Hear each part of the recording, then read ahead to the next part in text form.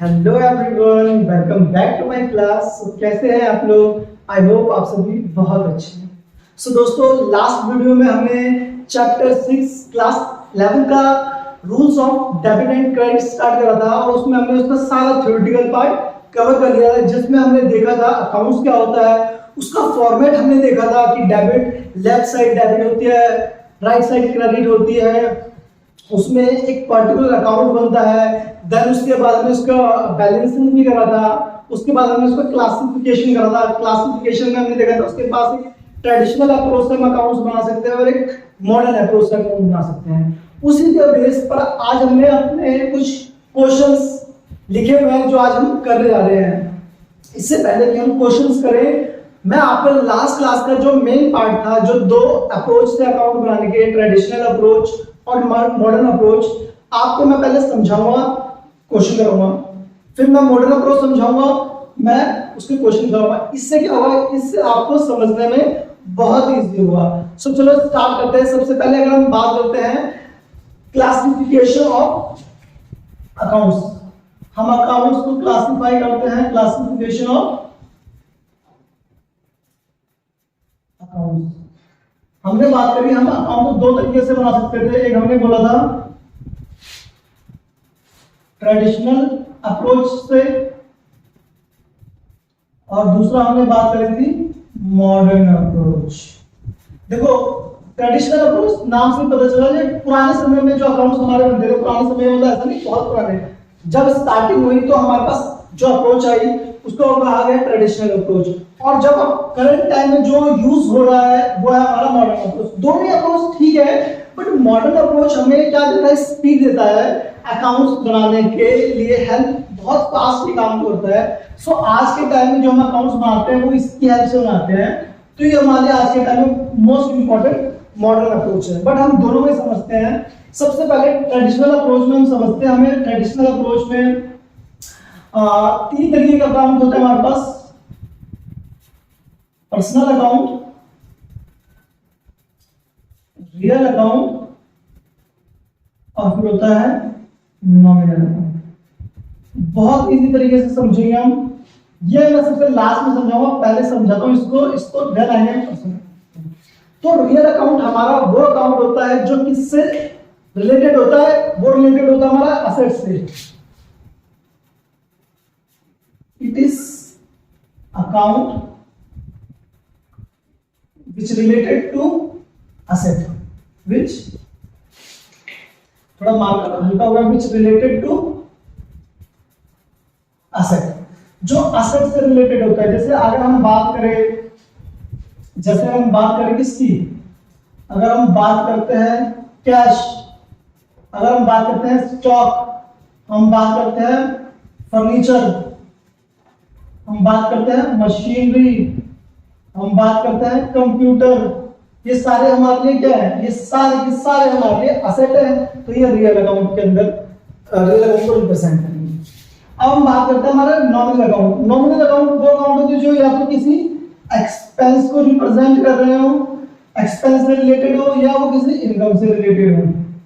जैसे एक्सपेंस को हम कह सकते हैं वो हमारे किससे हो, लॉसेस से हो, या हमारे किससे हो, रेवेन्यू से। मतलब या दो चीज के अंदर खास होगी, एक्सपेंस और इनकम से रिलेटेड होंगे वो अकाउंट। कोई भी अकाउंट आपका एक्सपेंस या इनकम, लॉस या रेवेन्यू से रिलेटेड है तो वो आपका नॉमिनल अकाउंट है। अब बात करते हैं पर्सनल अकाउंट की। तो पर्सनल अकाउंट को हमने तीन पार्ट में कैटेगराइज किया है। पर्सनल अकाउंट को हमने तीन पार्ट में कैटेगराइज किया है। एक बोलते हैं हम natural personal account, natural personal. दूसरा हमने बोला artificial personal account, artificial personal. तीसरा हमने बोला रिप्रेजेंटेटिव पर्सनल अकाउंट।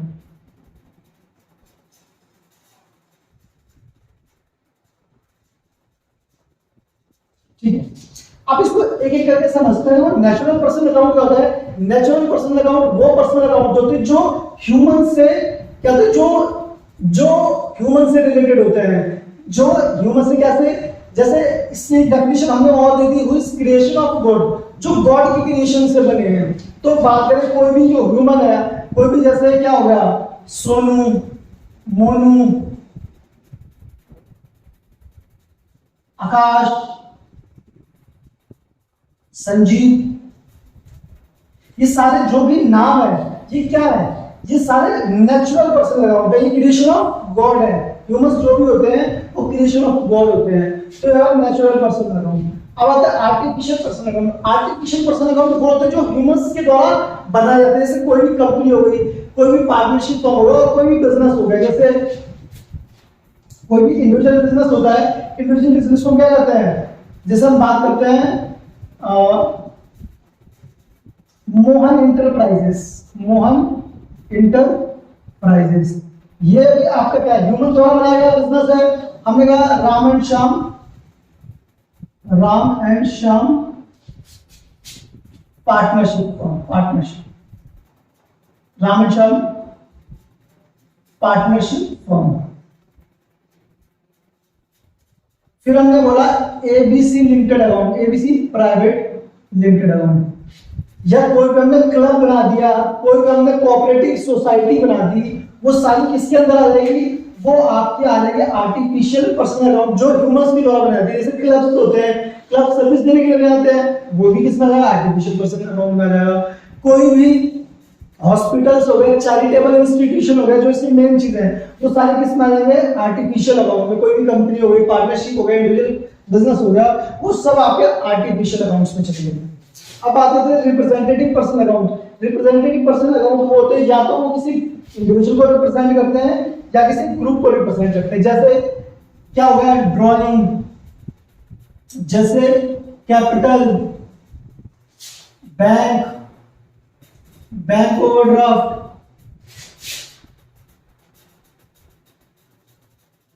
फिर आपका है क्रेडिटर,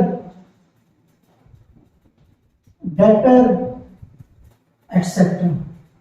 ये सारे आपके क्या हो गए, ये रिप्रेजेंटेटिव। या तो क्या कर रहे हैं, इंडिविजुअल को रिप्रेजेंट कर रहे हैं या ग्रुप को रिप्रेजेंट कर रहे हैं। जैसे अगर हम बात करें ड्राइंग, ड्राइंग किसको रिप्रेजेंट कर रहा है, ड्राइंग ऑनर को रिप्रेजेंट कर रहा है। ऑनर क्या कर रहा है, अपने बिजनेस से पैसा विड्रॉ कर रहा है। कैपिटल क्या है, ये भी ऑनर को रिप्रेजेंट कर रहा है, ऑनर बिजनेस में पैसा इंट्रोड्यूस कर रहा है। बैंक ये रिप्रेजेंट कर रहा है कि ऑनर जो बिजनेस का अकाउंट है कहां पर, ऑनर का अकाउंट है, या बिजनेस का अकाउंट कहां पर है, बैंक में। बैंक ओवरड्राफ्ट रिप्रेजेंट कर रहा है कि बैंक का जो बिजनेस का अकाउंट था, उनका अकाउंट था, वो क्या हुआ है, नेगेटिव हो गया।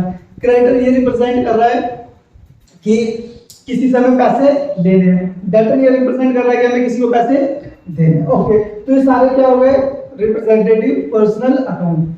अब हम बात करते हैं कुछ ऐसे रिप्रेजेंटेटिव अकाउंट जो पहले नहीं होते हैं, बट उसको अगर हम प्रीफिक्स या सफिक्स लगा दें तो वो हमारे लिए क्या बन जाते हैं, रिप्रेजेंटेटिव पर्सनल अकाउंट। कुछ ऐसे नॉमिनल अकाउंट होते हैं, जैसे नॉमिनल अकाउंट, बात करो आप सैलरी, इनकम, कमीशन, और लास्ट में आपका हो गया रेंट। अभी अगर आप देखोगे सारे क्या है, ये सारे के सारे आपके फर्स्ट, सेकंड, थर्ड, फोर्थ, ये सारे आपके हैं नॉमिनल अकाउंट। या तो कोई खर्चा है या तो इनकम है, तो ये नॉमिनल अकाउंट है। बट अगर हम इसका क्या तो प्रीफिक्स लगा दें या लगा दें सफिक्स, तो ये बन जाएगा आपके रिप्रेजेंटेटिव पर्सनल अकाउंट। ठीक है, जैसे सैलरी है तो सैलरी आपके लिए क्या है, नॉमिनल। अगर हम लगा दें सैलरी आउटस्टैंडिंग, देखो सैलरी आउटस्टैंडिंग होता क्या है, सैलरी आउटस्टैंडिंग होता है आपका कोई बिजनेस है, आपने पूरे महीने किसी एम्प्लॉय से काम कराया और उसके पैसे नहीं दिए, तो जो पैसे बकाया किसी को देने के लिए सैलरी जो बकाया होते हैं सैलरी आउटस्टैंडिंग। तो सिंगल था तो हमारे पास था नॉमिनल, अब जब इसके साथ सफिक्स लग गया तो क्या बन गया, representative personal account. Income, income है आपके लिए क्या, नॉमिनल अकाउंट। अब इसको कर देते हैं accrued income, accrued income.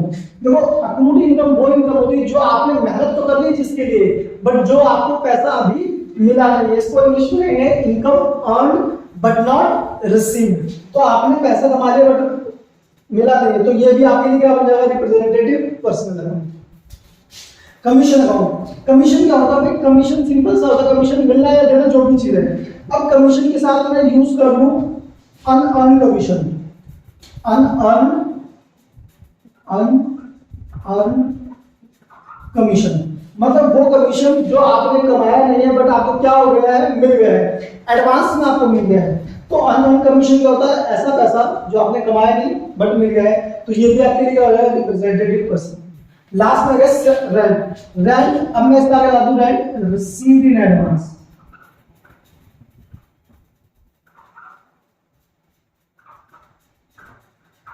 Rent received in advance का मतलब क्या है? आपने क्या करा है कि आपने एडवांस में रेंट रिसीव कर लिया है, जिसके लिए आपने अभी जो सामने वाला पर्सन है उसने आपका जो भी बिल्डिंग है वो यूज नहीं करी है, एडवांस में आपके पैसे दे दिए हैं, तो ये भी आपके लिए क्या बन गया? Representative person. अब बात करते हैं हमारे क्वेश्चन के बारे में। क्वेश्चन हमारे पास क्या है? पर्सनल, रियल, नॉमिनल, एक एक करके समझते हैं। देखो land and building, land and building किससे रिलेटेड है? क्या है हमारे लिए? असेट। और जब भी बात कोई भी असेट हुआ, असेट हमारे किस कौन से अकाउंट को रिप्रेजेंट करता है? रियल अकाउंट को। Very good. आई होप इसको दिखने में दिक्कत होगी तो मैं आपको रेड मार्कर से कहता हूं। एक्साइज ड्यूटी, जो एक्साइज ड्यूटी आपके लिए एक्सपेंस है, एक्सपेंस हमेशा कहां रिप्रेजेंट होता है? खर्चा हमेशा आता है नॉमिनल अकाउंट में, ठीक है? ओके। क्रेडिटर, क्रेडिटर देखोगे आप अभी किस में रिप्रेजेंट कर रहा था? आपका रिप्रेजेंटेटिव पर्सन अकाउंट, बट हम इसको सिर्फ पर्सनल अकाउंट से ही डिनोट करेंगे। कैपिटल, कैपिटल भी आपने देखा कि किसी इंडिविजुअल को रिप्रेजेंट कर रहा है, ये भी आपका क्या हो जाएगा? पर्सनल। मोटर व्हीकल असेट को रिप्रेजेंट करता है, तो ये हो गया रियल अकाउंट। गुडविल, गुडविल भी आपके असेट को रिप्रेजेंट करता है, ये भी आपका हो गया रियल अकाउंट। इन्वेस्टमेंट भी आपको किसके रिप्रेजेंट करता है? असेट को, ये भी होगा आपका रियल अकाउंट। तो आप देख रहे हैं कॉन्सेप्ट्स करने के बाद ये टॉपिक कितने इजी हो जाते हैं। आपको अगर ऐसे ही कॉन्सेप्ट्स क्लियरिटी चाहिए तो आपको मेरी पूरी वीडियो देखनी पड़ेगी, और आप पीछे की वीडियोस भी जाके देखें जिसमें आपको एक एक कॉन्सेप्ट्स के बारे में पूरी चीज बताई गई है। So back to the question, salary आपके लिए खर्चा है, सैलरी खर्चा है, तो ये आपका खर्चा और इनकम किसको रिप्रेजेंट करते हैं? नॉमिनल को। Very good. डेटर, किसी पर्सन से हमें पैसे मिलना है, तो ये क्या है? Representative person account means personal account. Bad debt आपके नुकसान को रिप्रेजेंट कर रहा है, तो नॉमिनल। डेप्रिसिएशन आपके नुकसान को रिप्रेजेंट कर रहा है, तो डेप्रिसिएशन होता क्या है? आपके असेट की वैल्यू में कमी आना, डेप्रिसिएशन है, तो ये आपके क्या है? नॉमिनल अकाउंट को रिप्रेजेंट कर रहा है। वेजेस, दिहाड़ी, मजदूरी, वो भी आप अगर किसी को देते हो तो आपके लिए एक्सपेंस है। रिपेयर, ये भी आपके लिए क्या है? खर्चा है, ये भी नॉमिनल अकाउंट को रिप्रेजेंट करेगा। रमेश एक डेटर है, डेटर हमने यहाँ करता पर्सनल अकाउंट को रिप्रेजेंट करेगा। इंटरेस्ट रिसीव करा आपने, भाई इंटरेस्ट रिसीव करा है। इंटरेस्ट रिसीव करना क्या होता है? इंटरेस्ट रिसीव करना आपका होता है ऐसे मिलना, तो किसको रिप्रेजेंट करेगा? नॉमिनल अकाउंट को। बैंक ओवरड्राफ्ट, आपने देखा bank overdraft representative personal account को रिप्रेजेंट करता है, तो ये आपका हो गया पर्सनल। परचेज रिटर्न, जो आपने परचेज करा, खर्चा हुआ, खर्चे से कुछ चीजें वापस हो गई, तो वो जो पैसा खर्चा कम हुआ, तो वो आपके लिए खर्चा कम होने का एक फायदा, तो ये आपने रिप्रेजेंट करेगी नॉमिनल अकाउंट। तो आपने देखा ही था इसको, ऑनर ने कितना पैसा बिजनेस से विड्रॉ करा है उसको रिप्रेजेंट कर दिया है, तो ये आपका होगा पर्सनल अकाउंट। फ्रेट, लास्ट में फ्रेट, FREIGHT, फ्रेट। फ्रेट क्या आपका? फ्रेट एक तरीके से भाड़ा है, जब भी आप कच्चा माल मंगवाते हो आपको भाड़ा देना पड़ता है गाड़ी का, तो वो भी आपका क्या है? नॉमिनल अकाउंट, क्योंकि हमारा खर्चा है। सो आपने देखा कि छोटा सा कॉन्सेप्ट हमारा करने के बाद क्वेश्चन हमारे लिए कितना इजी हो गया। अब हम अपने दूसरे मॉडर्न अप्रोच की तरफ बढ़ेंगे। सबसे पहले आप मुझे बताओ, कमेंट करके जरूर बताना इसमें आपको कोई प्रॉब्लम तो नहीं हुई। अगर आपको कोई भी प्रॉब्लम हो तो आप कमेंट जरूर करें। अब हम अपने दूसरे टॉपिक की तरफ बढ़ते हैं, दैट इज मॉडर्न अप्रोच।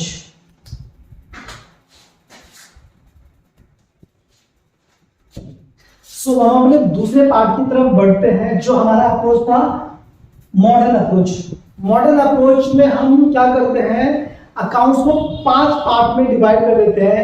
एक होता है हमारे पास असेट, एक होता है हमारे पास लायबिलिटी, एक होता है हमारे पास एक्सपेंस, एक होता है हमारे पास रेवेन्यू, और एक होता है हमारे पास कैपिटल। इन्हीं 5 पार्ट में डिवाइड करके हम अकाउंट्स को क्लासिफाई कर देते हैं कि वो असेट है, लायबिलिटी है, एक्सपेंस है, रेवेन्यू है, या आपका क्या है, कैपिटल है। सो असेट क्या होता है, आपको पता है असेट्स वो होते हैं जो आपको फ्यूचर इकोनॉमिक बेनिफिट देते हैं। लायबिलिटी क्या होती है, लायबिलिटी आपकी जो क्लेम्स होते हैं, क्लेम्स जो आपको बाहर वाले को पे करने हैं, आउटसाइडर को, ठीक है। फिर एक्सपेंसेस खर्चे होते हैं आपके, रेवेन्यू आपके इनकम्स होते हैं, और कैपिटल आपका ऑनर का पैसा होता है जो बिजनेस में रहता है। तो ये तो बहुत ही सिंपल अप्रोच है, बहुत ज्यादा इजी अप्रोच है। इसको हम 5 पार्ट में कैटेगराइज कर लेते हैं। एक होता है हमारे पास असेट में, लायबिलिटी में, कैपिटल में, एक्सपेंस में और रेवेन्यू, ठीक है। सो हमने बताया असेट्स में जो फ्यूचर हमें बेनिफिट देने वाले हैं, इकोनॉमिक बेनिफिट देने वाला। लायबिलिटीज क्या होते हैं, जो हमें क्लेम होते हैं, जो हमें पे करने होते हैं। कैपिटल क्या होता है, जो ऑनर ने पैसा लगाया बिजनेस में, वो कैपिटल होता है। एक्सपेंस जो भी बिजनेस के अंदर एक्सपेंसेस है उसमें डिवाइड करो, लास्ट में रेवेन्यू मींस कोई भी इनकम वगैरह 5 पार्ट में डिवाइड कर दिया। सो अब अगर हम इसको क्लासिफाई करें तो लैंड आपके लिए क्या है, लैंड आपके लिए असेट है। वैल्यू ये बहुत इजी पार्ट था। इन्वेस्टमेंट, इन्वेस्टमेंट भी आपके लिए असेट है क्योंकि ये आपको फ्यूचर इकोनॉमिक बेनिफिट देता है। बिल्डिंग, बिल्डिंग भी आपको क्या करता है, फ्यूचर इकोनॉमिक बेनिफिट देता है। इंटरेस्ट रिसीव, तो इंटरेस्ट रिसीव आपके लिए क्या रेवेन्यू है, क्योंकि रेवेन्यू आपको ये पैसा मतलब कुछ बेनिफिट मिल रहा है, तो क्या है, इंटरेस्ट रिसीव। सैलरी है, खर्चा है, तो आपका क्या है, expense. Bank overdraft, yes, bank overdraft आपके लिए लायबिलिटी है। यहां पर बैंक ओवरड्राफ्ट आपके लिए क्या है, लायबिलिटी है, क्योंकि क्लेम है ना, तो बार बार पे करना पड़ेगा बाद में। डेटर्स क्या है, डेटर असेट है। कैसे, तो डेटर क्या होता है, हमने बात करी असेट क्या होती है जो हमें फ्यूचर इकोनॉमिक बेनिफिट दे। तो फ्यूचर में क्या हमें डेटर से पैसे मिलेंगे, यस मिलेंगे। ये आपको क्या होगा, ये आपका हो गया असेट। क्रेडिटर, क्रेडिटर होती है लायबिलिटीज, क्योंकि आपको पे करना पड़ेगा जिनसे आपने उधार सामान खरीदा, तो हो गया लायबिलिटीज। बैड डेट आपका क्या है, बैड डेट नुकसान, नुकसान क्या है, एक्सपेंस। कैपिटल, तो कैपिटल तो है कैपिटल, ठीक है। डेप्रिसिएशन, डेप्रिसिएशन भी आपके लिए नुकसान है। नुकसान आपको किस में रिप्रेजेंट करना पड़ेगा, एक्सपेंस में। मोटर व्हीकल, मोटर व्हीकल आपको फ्यूचर में बेनिफिट देने वाला है, तो ये होगा आपके लिए असेट्स। अब बात करते हैं फ्रेट। फ्रेट आपके लिए क्या है, एक्सपेंस है, तो उसको डाल दिया एक्सपेंस में। वेजेस आपको पे करना पड़ेगा, ये भी आपके लिए एक्सपेंस है। गुडविल आपके लिए क्या है, असेट है, क्योंकि आपको फ्यूचर में बेनिफिट देने वाली है। एक बार आपकी वैल्यू बन गई मार्केट में, गुडविल बन गई, तो आपको वो फ्यूचर में क्या करेगी, बेनिफिट देगी। रिपेयर, आपने कोई रिपेयर कराया तो ये आपके लिए क्या है, एक्सपेंस है। सो यहां पर दिक्कत नहीं होती आपको इसको फाइंड आउट करने में कि कौन सा असेट है, कौन सा रेवेन्यू, कौन सा लायबिलिटी है, कौन सा कैपिटल है, कौन सा एक्सपेंस है। अब एक इसके अंदर में छोटा सा कॉन्सेप्ट पढ़ा था कि अगर कोई भी, जरा इसको मैं दोबारा से रिवाइज कर देता हूं। देखो, कोई भी असेट है, कोई भी लायबिलिटी है,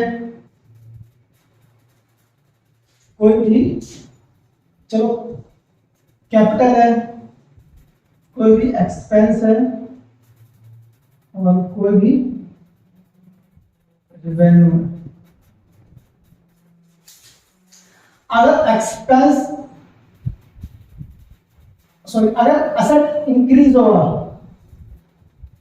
तो उसको क्या करेंगे, डेबिट, उसको करेंगे डेबिट। अगर डिक्रीज होगा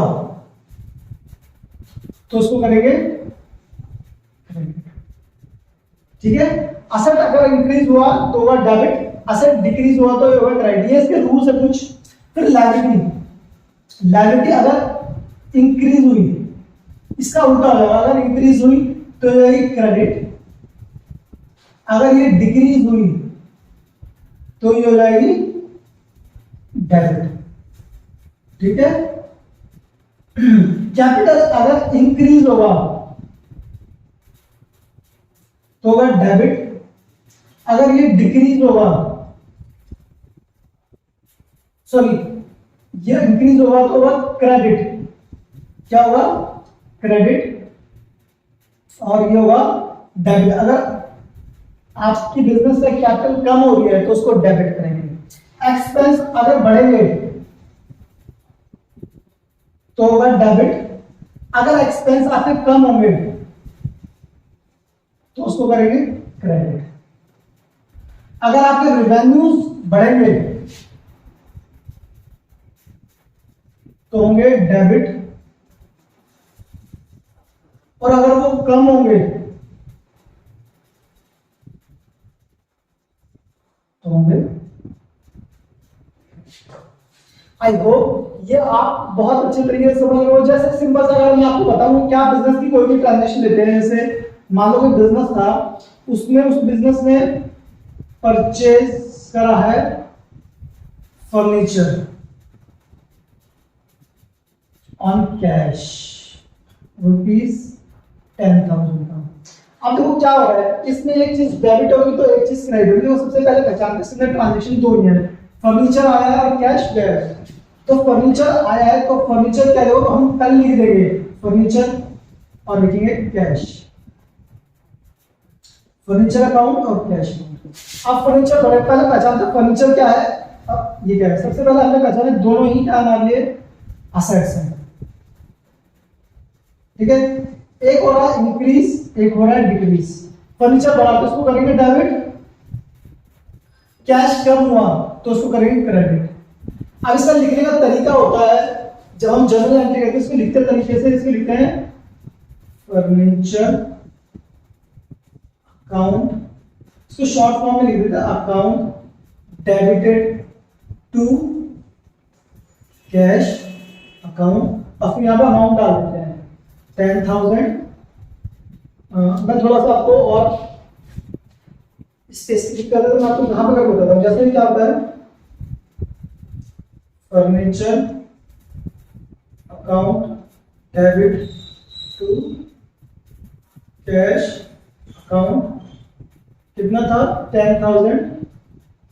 जब हम उसको पूरे फॉर्मेट में करेंगे तो उसके फॉर्मेट में और इसका फॉर्मेट आया है जिसमें डेट होगा, पार्टिकुलर होगा और अमाउंट का कॉलम होगा, ठीक है। सो आई होप ये टॉपिक आपको बहुत अच्छे तरीके से समझ में आ गया होगा। आपको अगर कोई भी डाउट हो तो आप हमसे कमेंट करके जरूर पूछें। और अगर आपको हमारी वीडियो पसंद आई हो तो चैनल को सब्सक्राइब करो, लाइक करो, बेल आइकन बटन दबाएं और अपने फ्रेंड्स के साथ शेयर जरूर करें। Thank you.